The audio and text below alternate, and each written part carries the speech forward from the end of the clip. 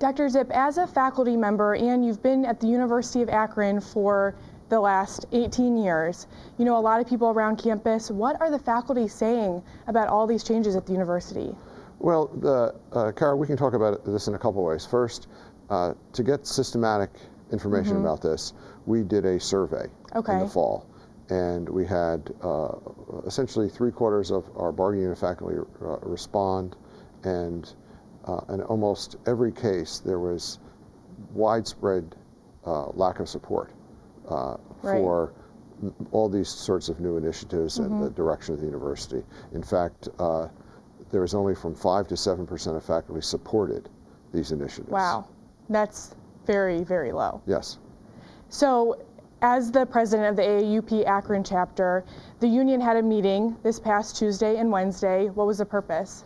Well, we had chapter meetings on Tuesday and Wednesday. We wanted to do a couple things. We wanted to bring our members up to speed about where we stand in negotiations. Okay. And then we wanted to talk to them about the future, the next month or so.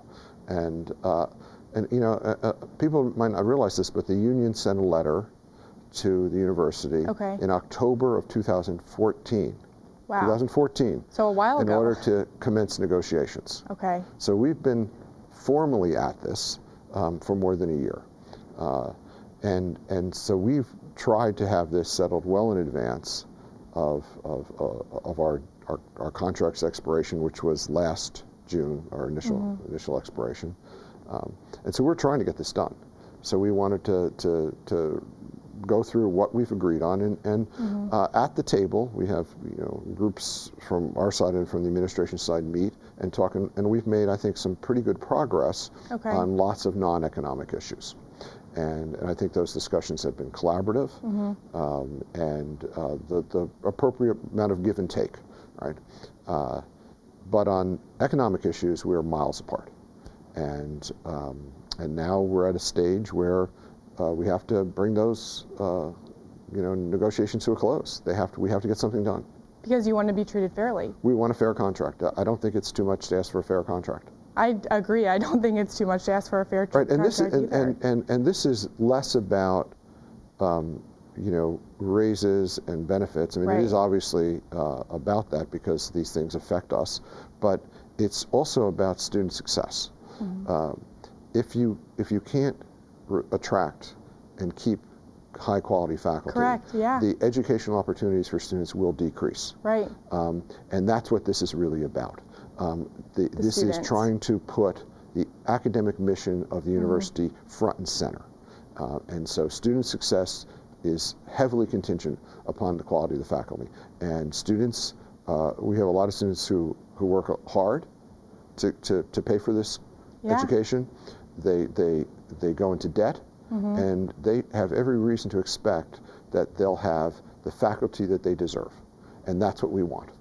What is the union's goal then for the future? What are you hoping for? We're hoping for a fair contract. And so now we're taking some necessary steps to try to help us get that. Next week, we've now made it public, next week we will begin a strike authorization vote for our members. Now, the key here is this is an authorization vote. Authorization. If the members agree, they will enable or empower the executive committee to call a strike if and when needed. Now, there's a couple other steps we have to do. We can't just do it. But this is a strike is a last resort. It means nothing else has worked. Can you explain what a strike would entail? Well, there's a variety of strikes.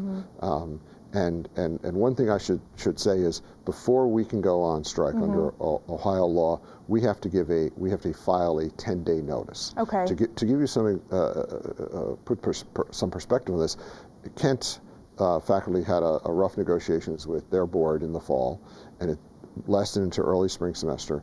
And Kent was very close. The Kent Union was very close to filing a 10-day notice before they agreed. And so we don't have to strike. If you give a 10-day notice, you have to strike the next day, the 11th day, but you can't do it before that. Right. And so what happens an awful lot in these situations if you get to that. Now, most times you don't get to that, but if you get to it, that I think tends to impress the parties that they really ought to get this Right. done. And so it's rare to have a strike. If you have them, they tend to be rather short. But we hope if we have a strike that our members go on strike, don't do their job. Right. And as someone who has been here for the past 18 years, you've been so loyal to the university. How do you personally feel about having to go through all this? No one really wants to go through this. And I was a chair for 12 years, a dean, associate dean for 5 years, and so I know a lot of people all across this university. People who've been here 40 years tell me morale is lower than it's ever been. And this is faculty, staff, administrators.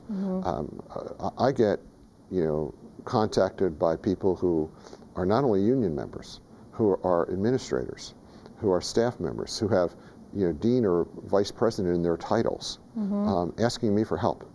Because they want to see a difference. They want this university where it should be, right? Not where it's going, apparently. Well, thank you so much for being here with me, Dr. Zipp. I think all we can do right now is continue to be positive and hope that all these changes end up having a positive future. Thanks so much for coming today. Sure thing.